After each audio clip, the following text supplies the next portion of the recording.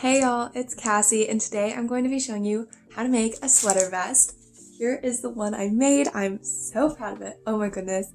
It is a longer project because you are making a piece of clothing, but it is much faster than like a traditional sweater because clearly you don't have to make the sleeves. And it's also a great introduction to switching colors while crocheting because as you can see, you have these lovely blue and pink squares making this cute gingham pattern with the pink hearts on the blue squares too. I'm just in love with this, and even though it has very much summer vibes, even though it's the middle of the winter, I will be wearing this. I am in California, so it is like a lot warmer, so it's definitely more plausible. Anyway, I'm so proud of this project and cannot wait to talk you through it, so let's get started. Okay, so the first step is making the waistband that's ribbed at the bottom. What you're going to do is slip stitch 11 of them, and then you are going to go ahead and start going back into the back of them. So it's really 10 wide, and that slip stitch is just going to be a little buffer to fill in the turn.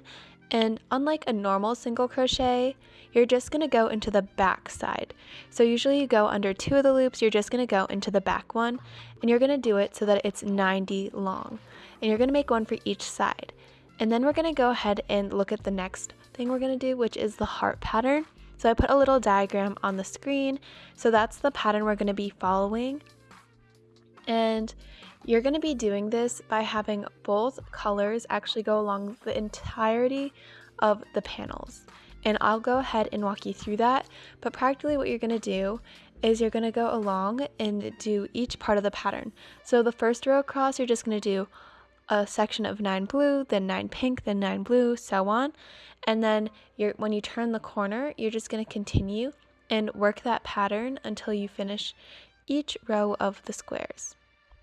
So as you can see right now, when I do the pink, I'm just dragging the blue through the middle of the stitch. That way it's hidden, and on the back side, you're not going to be able to see it either because it's like encapsulated in the stitch. Make sure though, before you switch colors, you tighten the blue inside so it doesn't stick out on either side. And then before you end that last pink stitch, you're going to actually switch to the blue and pull that through both of them so that the next stitch is blue. So anytime you switch, before you finish the stitch before you want the switch of the color, you're going to use that new color as the final strand that you pull through. Then, while you switch those colors, you're just going to go ahead and follow the pattern. So as you can see, we did 9 stitches in pink, and then right now I'm working on those 4 stitches in blue, keeping that pink strand in the middle, and then when I'm ready to switch to the 1 stitch of pink, I use the pink to pull through the last stitch in blue, go ahead and make a pink one, but since I'm immediately switching back to blue, I use that as the last strand to pull through in that stitch, and then I can continue on working on this pattern. Okay, and now that you know how the stitch is done, I'm going to walk you through how the panels actually look. So both the panels have a 3 by 10 section of squares. So that's 3 rows of 10 squares across, right at the bottom, coming up from the waistband. And then from the next row of squares, you're actually going to start decreasing. So the squares on the edges are actually going to become triangles. So for each stitch, you're actually going to decrease on that edge. That way you get that diagonal coming in. Then for the next row, you're just going to continue with that width for the front panel. And so it's going to have 8 squares across.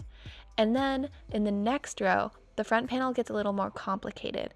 And you're actually going to do 3 full squares and then start doing a half a square again. And then you're just going to continue up, just making that diagonal so that you have that V neckline.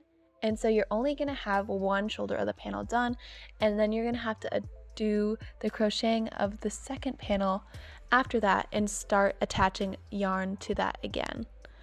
For the back, instead of having that V, you're just going to continue up with those rows of 8 and do 3 of them. And then finally, for the shoulders, you're just going to do 1 square and a triangle on each side. So you're going to be able to continue up one side and then reattach to do the other side. I'll put more details on this in the description and link to my blog where you can see images to get a more clear-cut view of how many squares you need to actually get this pattern.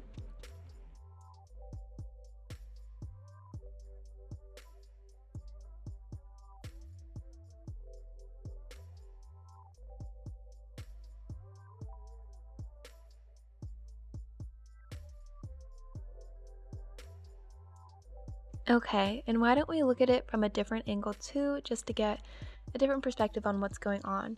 So I'm going to hold that pink yarn flush against the top of the blue stitches, then I'm going to go through like a normal single crochet and go ahead and grab the blue, just keeping that pink yarn right in the middle of the stitch.